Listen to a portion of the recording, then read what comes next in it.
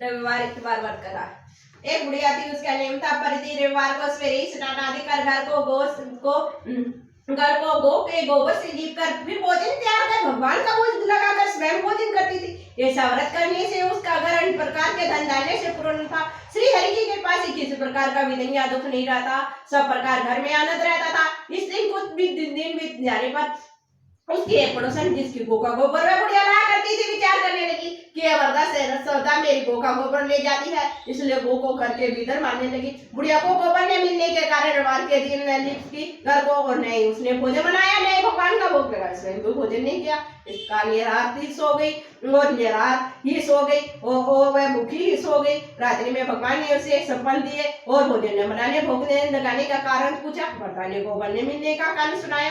तो भगवान ने कहा, माता तुम हमको हम तुमको ऐसी गो देते हैं जो सब इच्छाएं पूरी करेंगी, क्योंकि तुम हमेशा रविवार को गो के गोबर से लीप कर भोजन बनाकर मेरा भोग लगाकर खुद भोजन करती हो। इससे मैं खुश होकर तुमको वरदान देता हूँ। निर्धन को धन और वान स्त्रियों को पुत्र देकर उनको दुखों को दूर करता हूँ और अंत में मोक्ष देता हूँ। संपन्न में ऐसा वरदान देकर भगवान तो अंतर्धान हो गए। उनके वरदान की आंखें खुली तो देखती है आंगन में अति सुंदर गौ बछड़े बंधे हुए हैं। वह गाय बछड़ों को देखकर अति प्रसन्न हुई, उसके घर के बाहर बांध दिया, वही खाने को चारा डाल दिया। जब उसके पड़ोसन बुढ़िया ने घर के बाहर अति सुंदर गौ बछड़े को बंधे देखा तो उसका द्वेष हृदय के कारण जल उठा। जब उसका तो बछड़े को देखा तो द्वेष के कारण उसका हृदय जल उठा और उसने देखा गाय ने सोने का गोबर किया तो वह गाय को गोबर ले आई, अपनी गाय का गोबर उसकी जिम्मा रखाई।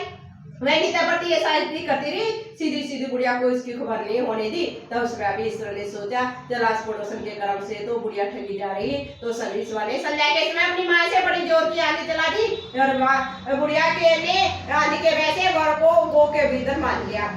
आदि के वैसे गो घर के भीतर बांध लिया। प्रातः उठकर जब वरदान देखा गाय ने सोने का गोबर किया तो उसके अस्त्र की सीमा न रही। वह प्रतिदिन गौ को घर के भीतर बांधने लगी। उधर पड़ोसन ने देखा गाय को बुढ़िया घर के भीतर बांधने लगी तो उसका सोने का गोबर उठाने का दावा नहीं चला, तो वह ईर्ष्या और दाह से जल उठी। उस पाए में देखकर उसने पड़ोसन के देश की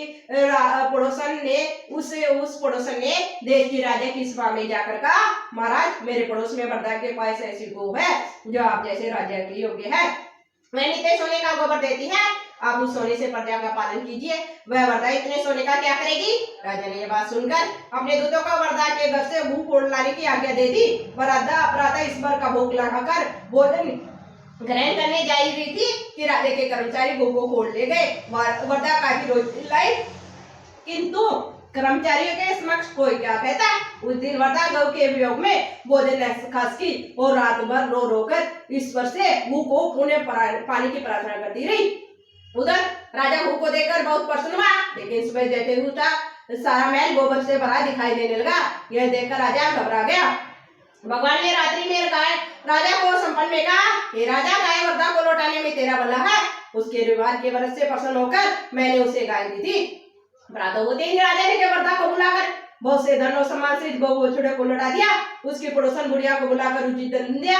इतना करने के बाद राजा के महल की गंदगी दूर हुई। उसी दिन से राजा ने नगरवासियों का आदेश दिया राज्य की तथा अपनी समस्त कामनाओं की पूर्ति के लिए रविवार का व्रत करो।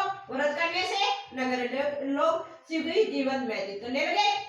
बहुत भी बीमारी तथा प्रकृति का प्रकोप उन नगर पर नहीं होता था। सारी प्रजा सुख से रहने लगी। बोलो रविवार देवता की जय, बोलो रविवार देवता की जय, श्री भगवान की जय।